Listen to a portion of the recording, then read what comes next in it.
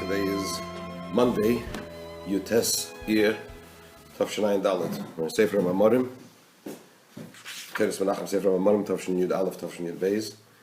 We're about to begin the Maimer of Shabbos Pashas Bamidbar, Mevorchem HaChedesh, and Erev Rish Chedesh Sivan, Tavshin Yud Beis, on page Reish Pei Gimel.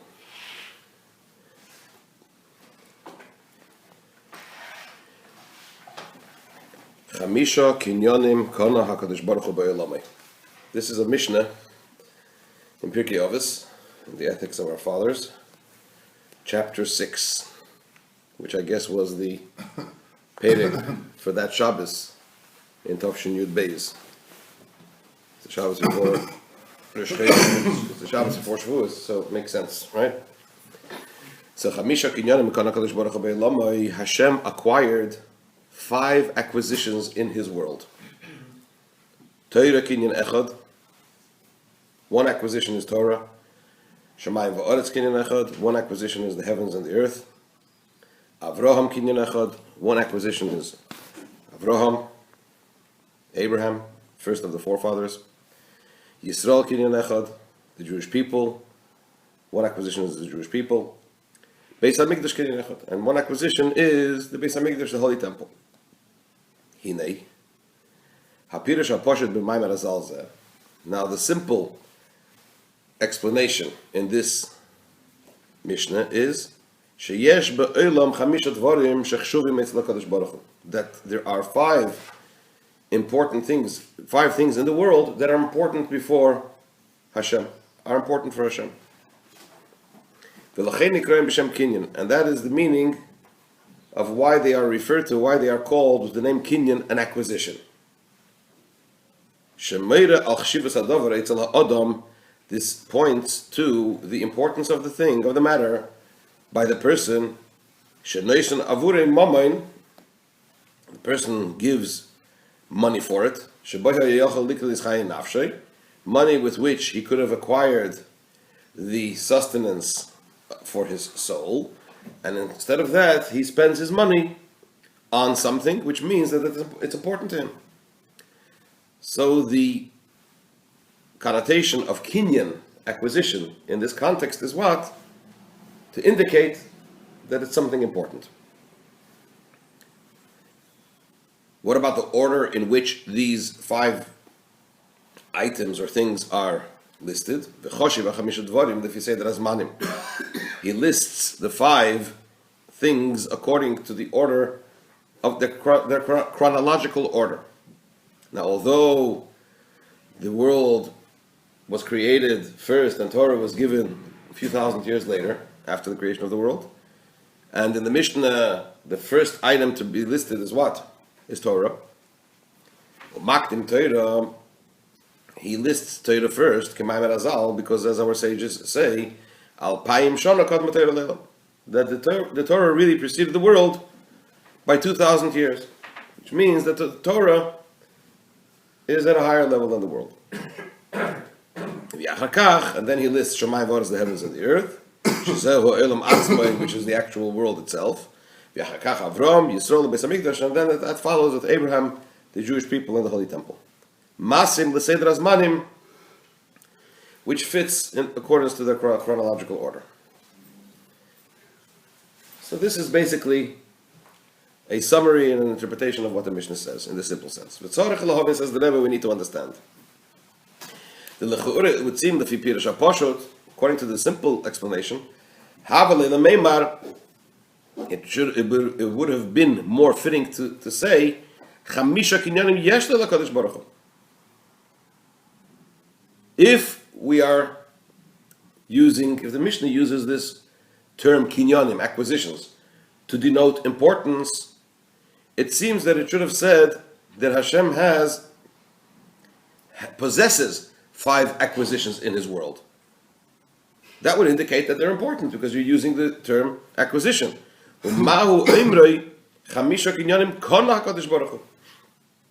Why does he say that Hashem acquired 5 acquisitions?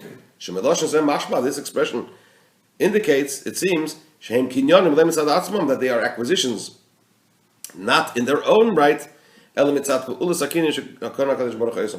rather, they are acquisitions as a result of the action of acquiring, which Hashem engaged in other words, which Hashem acquired.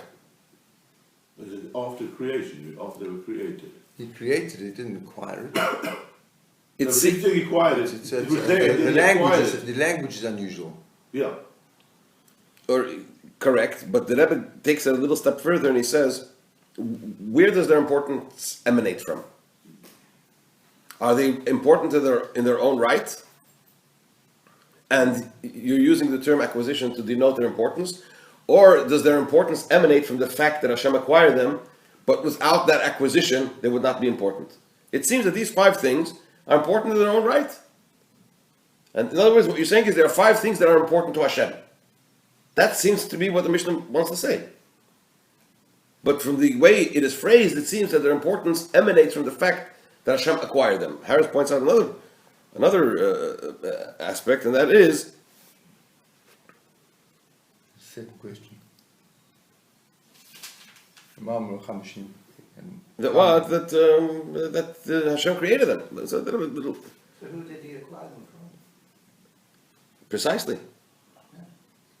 They were there. So what does it mean that he acquired them? So let's see how the Rebbe. First, let's see how the Rebbe articulates the questions, and then we'll see the answers. Because all of this, basically, he touches on all of this in one way or another. Gam Tzarech Lavin. Another thing we need to understand. Mahu Emrei. What is the meaning of what he says? Chamisha Kinyanim Chulu Ba'elam Mai. That Hashem acquired these things in His world. It would seem that this word "in His world" is superfluous. Obviously, it's in His world. This is even more not understood. The kiva shechoshe b'neim shemayim v'aretz, because among the 5 things that he lists is what? The heavens and the earth. The term heavens and earth, shehem klalos elam, which is a general catch-all phrase for what? For the world. Because there's nothing in this world that is not included either in the heavens or the earth, in one or the other. What does it mean that Hashem acquired? It's certainly not understood concerning the heavens and the earth itself. That in His world He acquired the heavens and the earth. We're talking about the world. Another question, if you're already saying world, why His world? Why does it say His word? In the world. Why doesn't it just say in the world? Simple. The lechura, it would seem, without noting that it's His world, it's self-understood that the world is Hashem's world. Why does He have to add the word in His world specifically? These are the questions. Chapter 2.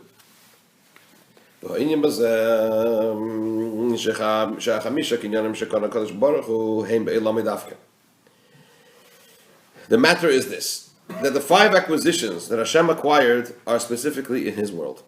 Hainu, what does that mean? It doesn't come to negate that it's God forbid somebody else's world. The world is Hashem's world. But the world could be seen in 2 ways. Which means to say, Hainu, Olam kazeh she'ein beinis in esmakim letos shu reshus b'fnei atzmei. It means such a world where there is no room for a mistake, that it might be a separate domain. Beis reshuyis chas v'sholem, God forbid, as if there are 2 domains or 2 rulers. And the Rebbe quotes a Gemara from Sanhedrin. The Gemara says in Sanhedrin, there's a whole section over there about a kafir, a heretic, coming to Rabban Gamliel and saying to him all sorts of things about Hashem, and Rabban Gamliel responding. And within that context, it says that one, what Rashi terms as a mechashef, someone who engages in black magic, came to Mamar, one of the foremost Ameroim, one of the foremost scholars of the Talmud, and said to him, from your middle and up, from the middle of your body and up, you were created by Hurmiz, and from your middle and down, you were created by Ahurmiz. Who is Hurmiz and Ahurmiz? These were 2 Ahurmiz is a reference to Hashem. Hurmiz is a reference to a demon or some kind of other entity. So he said you're made up from two separate creators, as it were. So he said if that's the case, why does Ahurmiz allow the contaminated waters to pass through his land?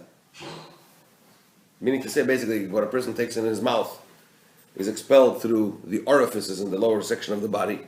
He says, why would, if there's a separate creator, a separate ruler over the bottom half, why would he allow contaminated waters to pass through his land? So this means, in other words, he was saying to him that there's more than one creator, God forbid. And Amemar responded that that's not the case. So it means to say that when you look at the world, there could be a situation where one can mistake the world and the perception of the world and say that, God forbid, there's a separate entity that deals with it. So when we say, but Ilam Mai, that Hashem acquired these 5 acquisitions in His world, we're talking about such a world where there is no room for this error. But rather, top of page Dalet, a world in which it is obvious that is Hashem's world. And in order for these things that he enumerates in the Mishnah should be elevated to be in Hashem's world, meaning to say in a world in which it's plainly obvious that it is Hashem's world, there needs to be this action of acquisition. There needs to be something, an action which is called acquisition, which the Rebbe is going to articulate. And this is this is why the Mishnah says that Hashem acquired it and in His world specifically. What does all this mean? Another couple of lines. To explain this, what is an acquisition? A kinyan, when you acquire something, it's not that you're creating anything new. It means it exits from the domain of the seller to the domain of the buyer, of the purchaser. First, this object was in the domain of the seller, and through the acquisition, it now becomes revealed by whom? By the purchaser. What is the parable for the way things are above? Kinyan indicates we're not talking about creating something new, which is yesh me'ayin, something from nothing. Rather, we are referring to something that was first in a state of concealment and now is in a state of revelation. And as the Rebbe will explain, this is the difference between Atzilus, the world of Atzilus, which is Gilui HaHelam, the revelation of that which is concealed, and Elam Biyah, where there is new creation, and we'll continue Mitzvah Shem tomorrow.